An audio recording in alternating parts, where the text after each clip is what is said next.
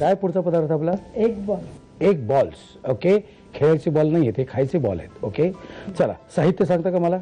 ही उकडलेली 2 अंडी, मैदा, स्मॅश केलेला बटाटा, याच्यात मीठ पण टाकून स्मॅश केलंय मी. बरं.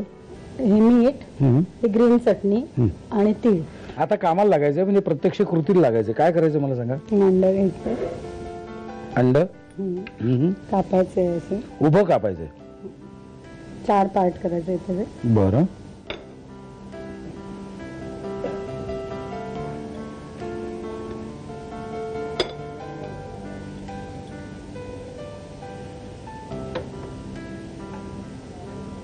आता ग्रीन चटणी याच्यावरती लावायची, त्याच्यावर लावायचे. बरं.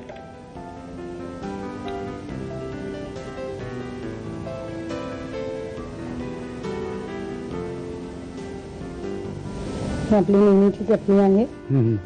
नारळ, हिरवी मिरची आणि कोथिंबीर टाकलेली.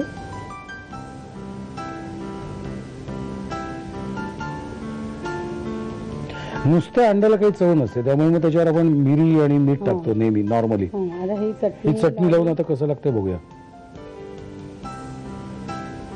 हे लावून घ्यायचं सगळ्याला.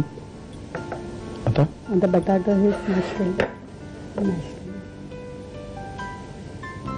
ही रेसिपी काय कशी काय सुचली? आई करून आली का कसं? नाही, म्हणजे मुलांना आवडते म्हणून करून शोधून काढलेली.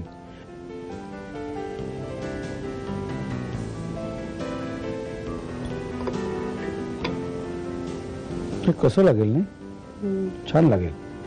बघा आता खाऊन तुम्ही. मला एक थोडंसं आश्चर्य असं वाटतंय की आपण ह्याच्यात मीठ आपण ह्याच्यात तुम्ही आधीच घातलेलं आहे. हो, आणि चटणीमध्ये मीठ टाकलेलंच आहे त्यामुळे मग डबल मिठाची काय गरजच नाही. Correct correct correct. आता हे अजून एक मला प्लेट लागेल.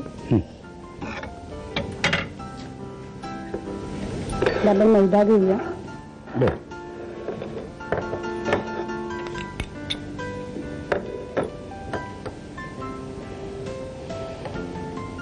आणि तीळ घेऊया. हे काहीतरी वेगळंच कॉम्बिनेशन. हो,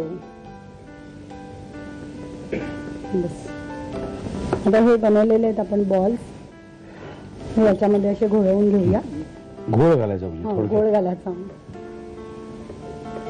निर्णयापर्यंत यायचंच नाही, घोळ घालत राहायचं.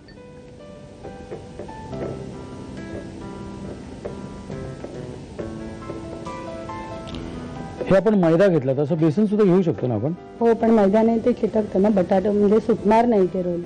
अच्छा, असं घट्ट पकडून राहिलं. त्याच्यासाठी मैदा घेतलेला आहे. ओके.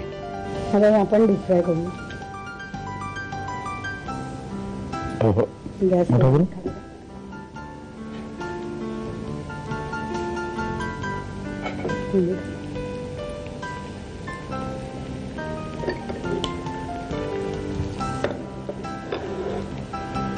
हे कशाबरोबर खाता येईल आपल्याला? कारण चटणी ऑलरेडी तुम्ही त्यात घातलेली आहे. सॉस बरोबर. सॉस. हा, म्हणजे चटणी घातलेली परत तुम्ही चटणी बरोबर खाण्यात पॉइंट नाही ना. पॉइंट नाही, बरोबर. वेगळं काहीतरी चव पाहिजे असेल तुम्हाला तर ते सॉस चालेल.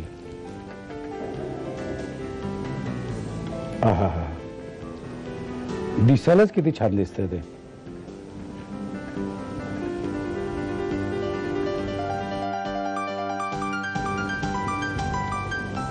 क्या बात आहे. बघू दे.